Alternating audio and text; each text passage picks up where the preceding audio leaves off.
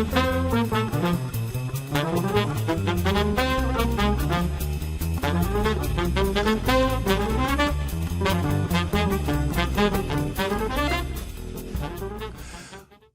to Business Brains and the Bottom Line podcast. My name is Paul DeLegro, your host today, and my guest today is George Finney, the CISO for Southern Methodist University. I had to spell that out for the non-Dallas residents here in Dallas, Texas. Welcome to the show, George. Howdy, y'all. It's an honor to be here. Thank you. So, before I have guests on, I do a little research into them, and I need a piece of paper to look at your, read all your accomplishments. Yeah. So, in addition to being a CISO at SMU, you're also a professor. You're an author, you're a consultant, you're also a podcaster, so you're in our community as well, and you're a lawyer, which, my first thought was, okay, what do you do in your free time, George? Because I don't know, you've got a pretty busy schedule here. So I'm a Renaissance man. One of the things I do in my spare time actually is I spray paint pop art robots. So really? I've got like a whole series. I'm up to like 10 now. Oh, wow. And yeah, having that creative outlet, my brain goes a little crazy with all the stuff I'm doing. So I just have to add more to stay sane. Yeah. If that makes any sense. It does make sense, actually.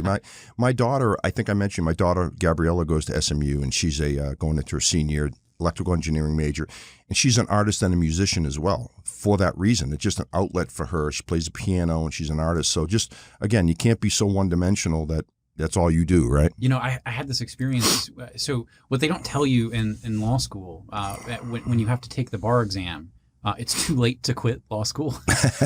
But you have to stuff the same amount that you would have studied in a year of law school into 2 months to prepare for the bar exam.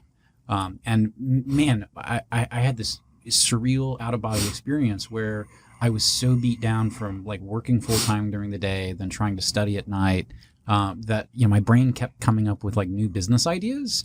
I dreamt up the idea for I guess fusion restaurants were big at the time, and I had this idea for a Cajun Mexican fusion restaurant, and I wanted to I had to fully come up with the whole menu before I could move on to start studying again. And I called it refried jambalaya. Yeah. And yeah, like crawfish enchiladas, like the whole thing. Yeah. You need to defrag, right? You need to back away from something, because I know sometimes if I'm trying to work through a problem, I'll just put it down and wake up the next day and and something will come to my mind. Like, you just need to kind of hit the reset button sometimes. Totally. Cool. Well, George, one of the reasons why I wanted to have you on today, you are an author, and you wrote a book called WellAware, Master the 9 Cybersecurity Habits to Protect Your Future. I'm not going to lie to you. When I first picked up the book, I'm like, okay, this is going to be another book about you need a firewall, and you need email security, and you need DPL, and I figured it'd be another boring cybersecurity book, but it really wasn't. And what impressed me the most is you really focus on the psychology of cybersecurity and how to get employees at a company to really buy into the whole process and make them feel part of the process, versus this wasn't a book about nuts and bolts, right? It was more the psychology of the whole cybersecurity. Can you kind of elaborate on that a little bit? So I wanted to write a book. I was really inspired by folks like Malcolm Gladwell, who take these crazy complicated subjects and make them simple, but they also tell stories along the way that are engaging and kind of keep you on the edge of your seat. Sure. And I also shamelessly wanted to steal like Stephen Covey's idea of the 7 habits of highly effective people. Right. And so I had this concept of I think there are 9 cybersecurity habits. But I didn't want to, just write a book about, George's experience, which, lots of folks out there have written cybersecurity memoirs, about, all of their exploits, and that's cool. Yeah, there's a million of them out there, as you know. But, so what I did is actually, I isolated the habits, and then kind of also like Covey, I told the stories of successful leaders, not just in cybersecurity, but all across the board, to talk about how they made a difference in keeping their companies secure. Because we do a bad job. We play the cards a little close to our vest in security. Yep. Where we don't like to tell the stories. I interviewed a ton of folks for the book. that just couldn't go on record, right? Sure. They were protected by NDAs, or they had to run their stories through their PR departments and their PR. Rightly so. They didn't want to paint a target on their backs. Right. No pun intended for the for Target itself, but so it just worked out where I got to tell the stories of cool people like the CEO of the Girl Scouts, who started their cybersecurity merit badge program, but that was such a great example of the habit of literacy, right. And how to teach security in a way that doesn't use fear and scariness, because people shut down, and you've got to kind of open that up and inspire people instead. So just such a fun project to work on. It took 3 years. But, I was going to say, you obviously, having read the book, you did a lot of research. You had a lot of interviews. This wasn't like just you sitting down and taking some notes. I mean, there's a lot of detail in this book that I really appreciate. So you do have 9 habits. But the one thing I want to touch on, and I think this, any one of us in technology sales kind of knows this anyway, but humans are the biggest threat vector, correct? Like, gaining access into your environment is usually done by like a spoofing or phishing. Kind of talk about that a little bit and kind of educate. For the people in technology, they kind of know what it is, but for our non-technology folks out there, explain what that is. So first, I will say I'm glad you phrased it the way you did, because it's a pet peeve of mine to hear people say, people are the weakest link. Yeah. It's like the TV show, you are the weakest link, goodbye, right? You're fired. No, yeah, exactly. And we have this mindset of, if you click on a phishing link, you should be fired and walked out the door. Yeah. And I think there's a whole separate model out there, right? And first, humans are the weakest link is factually incorrect. We are the biggest attack surface, sure. certainly. But that leaves people in a vacuum, right? So in security, we talk about people, processes, and technology. Those yes. are the 3 aspects of security. But when we make a list of 3 things, you kind of make the assumption that that's like 3 equal slices of a pie. Yeah. And actually, people are the ones that create the technology. They're the ones that configure the technology and use it. People are the ones that create the processes and follow the processes. So really, like it's a people pie, right. with those other things sprinkled in. But really, right?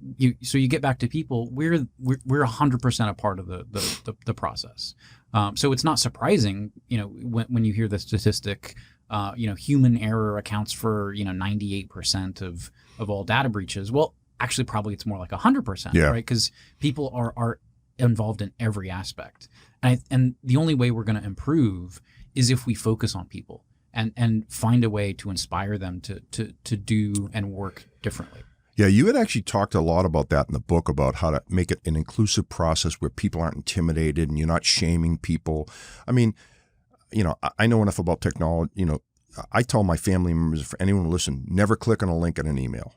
If you get an email from your bank, go to the website, because it can look identical to your bank, maybe one little character separate from that.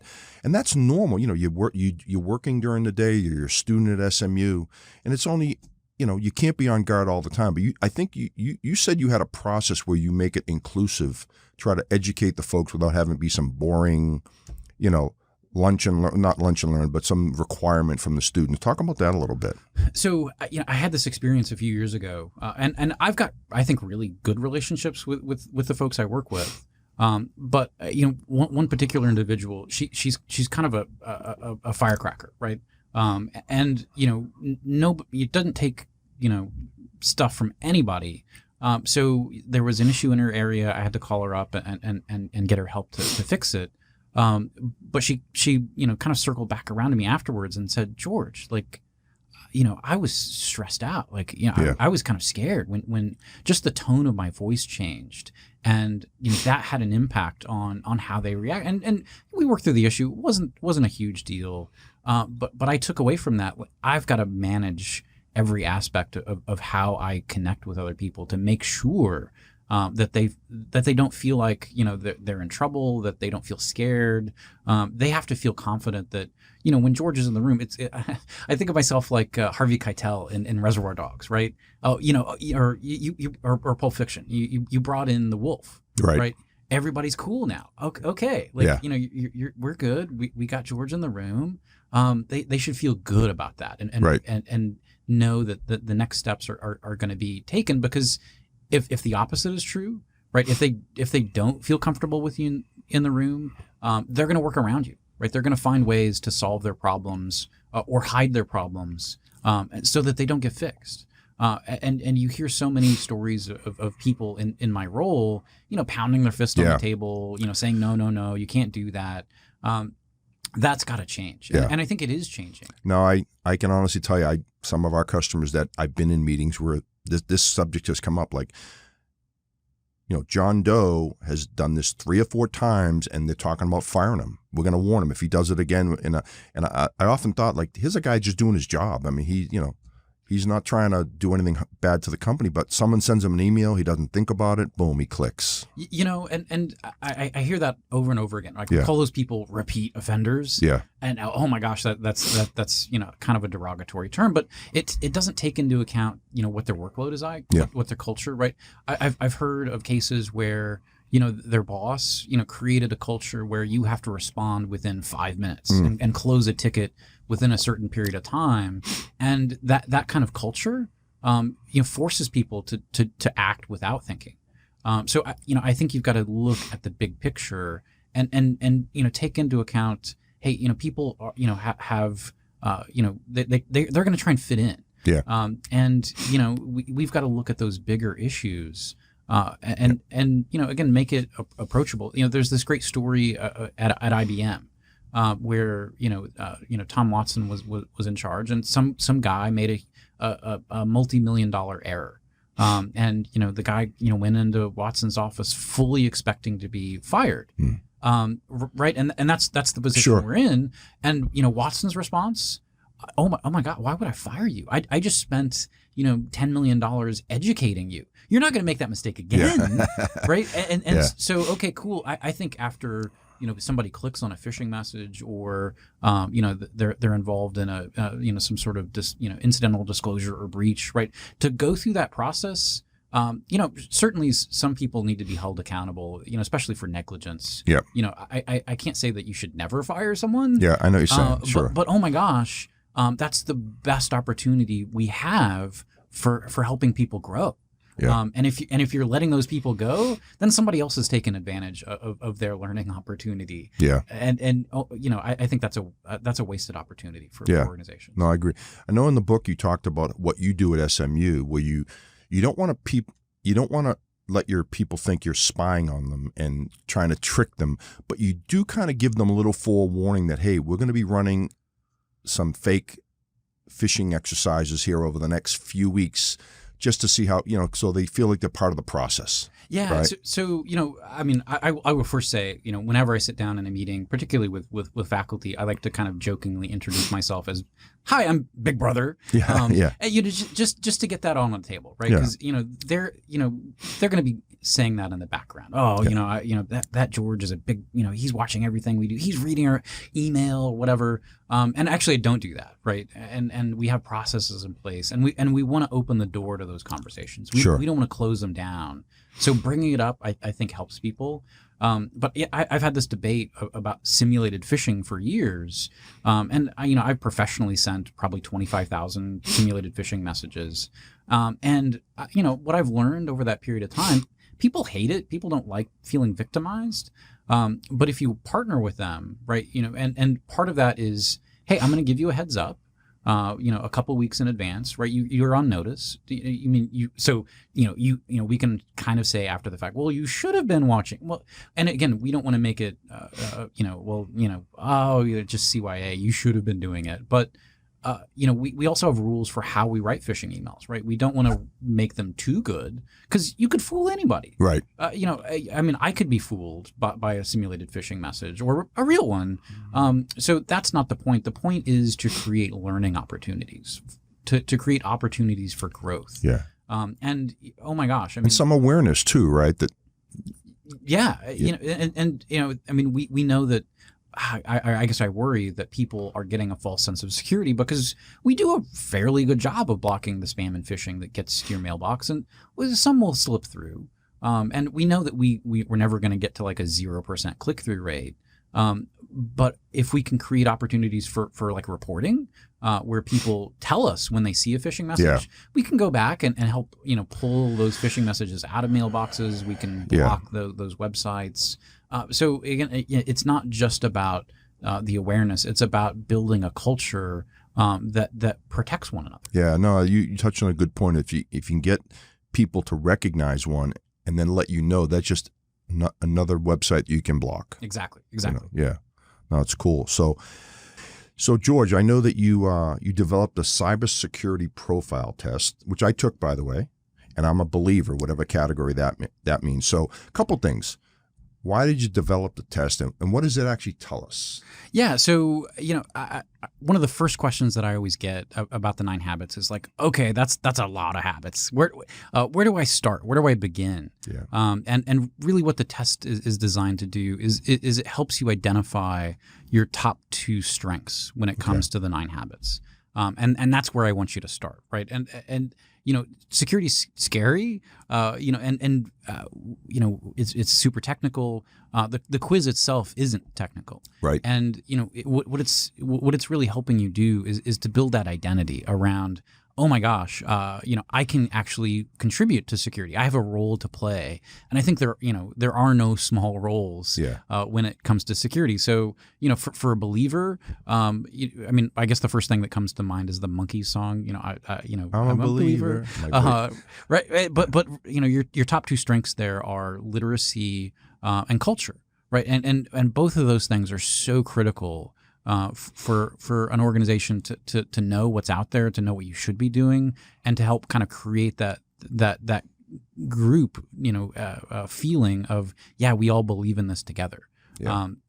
For me, I'm an explorer, which means that I have high diligence and high vigilance.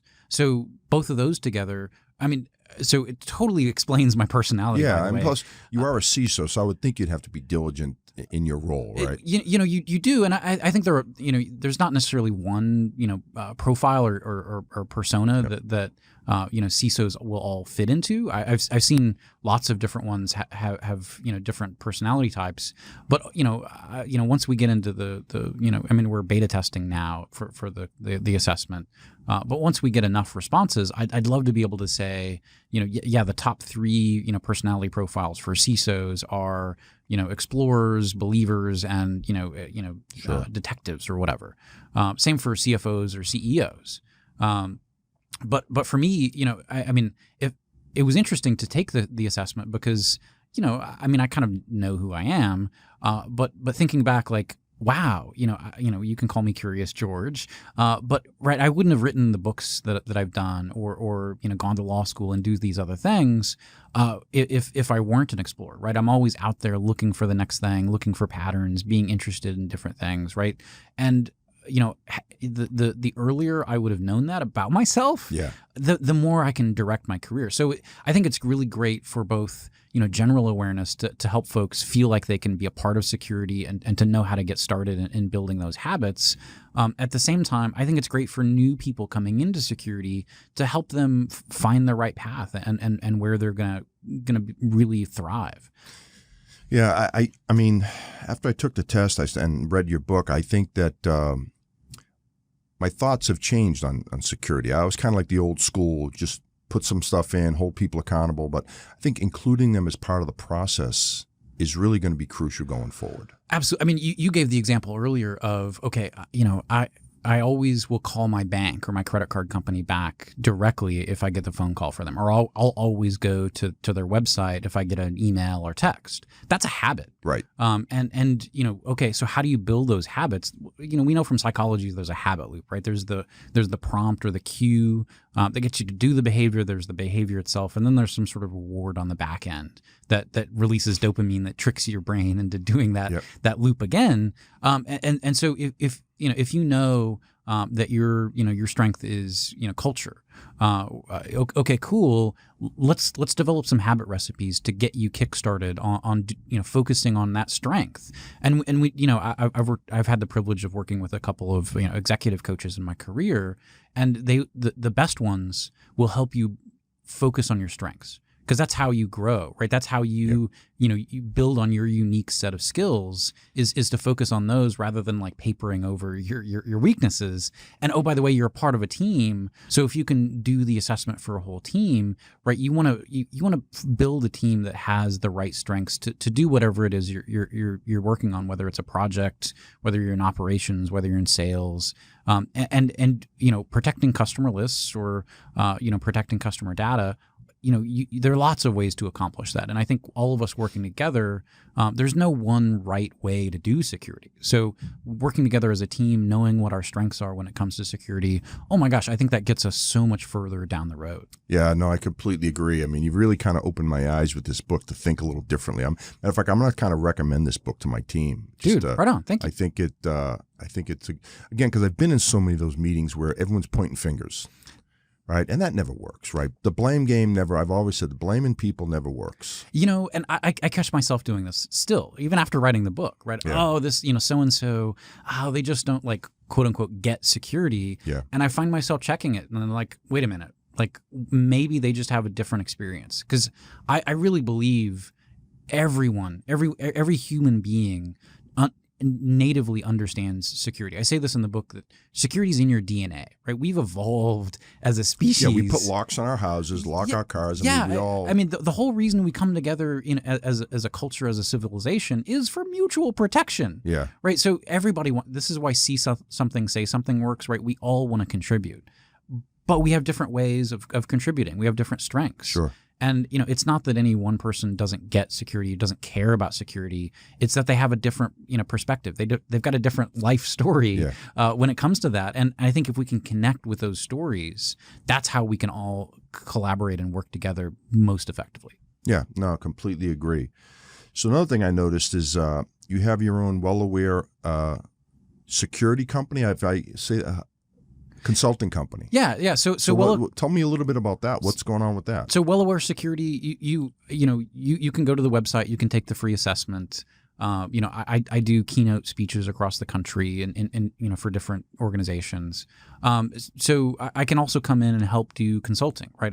I can do that team assessment we talked about. So, sure. Everyone can go, look at their own, personality profiles and kind of help kickstart that process. But when you want to collaborate together with a team, it's really impactful to know where everyone's strengths are and to kind of help align those strengths around the projects you're working on, whatever goals or outcomes you've got for the year. We can start to work with you to build those skills, to give you the habit recipes that are going to be most impactful for whatever your journey is. And it's cool working in higher ed. Higher ed is kind of set up to let individuals have their own intellectual property rights. So faculty can go teach at other universities and take their courses with them. And I've benefited from that. Because that's just the expectation. Too. You're exactly. Yeah. Professor as well, right? I've taught the intro to cybersecurity course a few times in our engineering school, and man, I just have I think there's nothing more impactful you can do in your career than teaching others, right? Yeah. And the first time that a student came into my office and said, "George, I'm going into cybersecurity as a career because of your class." Like, oh, that's awesome. There's nothing I've ever done, as a CISO or as an engineer, as a lawyer that's ever made that big of an impact. You had an impact on some. That must be exciting, though. You're you're grinding every day as a CISO, and to go walk into the classroom once in a while must be refreshing, I would think. It really is, and I'm so lucky. I actually get to be on campus every day. So in most organizations, you don't necessarily see your customers. Yeah. The people you're working with or helping. Because it's remote, it's Zoom. Maybe you only have meetings with clients over dinner or happy hours occasionally. For me, I get to walk out my door and see the students every day, and that's just magical. Yeah, awesome. So, for all the folks out there that are in your position or are struggling with their cybersecurity environment, what advice would you give them, kind of just as a first pass? I mean, what steps would you recommend they take today? Oh my gosh! I mean, I know there's a million of them, but we see this a lot with our customers. They realize they have a deficiency, and they really, quite honestly, don't know what to do. So, I mean, the first step that I would give anyone isn't a technology step. Yeah. It's you need to know what devices you have, what data you have, what software you have. And what potential risks could be connected with those. So we call that building an inventory. Or building a risk register, but you have to know where your data is in order to protect it, and that takes some soul searching, right? I kind of intuitively know where my quote unquote crown jewels are, and we protect them. But one of the things we forget is that I think people are the crown that makes up the crown jewels, and we need to focus on those as a part of that as well. So you need to know the people, just like you would need to know your inventory of software and devices, and from there, okay, cool, you can go do things like patching, you can get modern antivirus or all those other technical things. But if you're not starting with that inventory, whatever protections you apply are probably going to be incomplete if you're not applying them everywhere. Cool. Well, hey, George, if someone wanted to get in touch with you or go to your website, how would they do that? Give us a little bit of information out you to help the folks out there. Yeah, so if you want to go and take the free personality test, it's on my website, www.WellAwareSecurity.com. Pretty straightforward. So really easy there. Happy to connect with folks on LinkedIn. Just plop in a note that says you saw me on this podcast. You can follow me on Twitter. I'm at WellAware Secure. Love connecting with folks, talking to people. Love to reach out and talk to you. Yeah, and your fellow podcaster too. So what's the name of your podcast? The WellAware Security Show. Okay, awesome. So we've got a nice jazzy jingle that kicks us off for every episode. I found an Argentine jazz singer who did the song, and man, it's been a cool show. We've got lots of security guests, but we're going to be branching out to other traditional security folks to talk about their journeys with security, right? Because security impacts everyone, yep. And everyone's making a difference, right? So I want to be able to recognize CFOs or Sure. attorneys or just regular end users that have their interesting stories, and I want to help tell those stories so that we can again get rid of this idea that security is just for security people.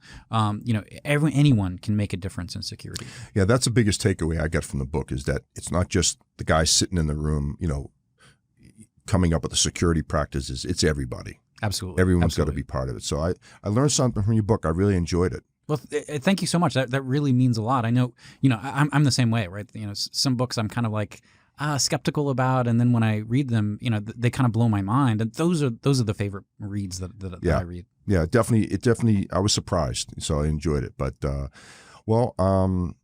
any final words of wisdom for the folks out there? Security is in your DNA. Security is a team sport, and we all have our roles to play. Awesome. Well, George, thanks for being on the show. Really appreciate it. And that's a wrap for Business Brains and the Bottom Line. Until next time.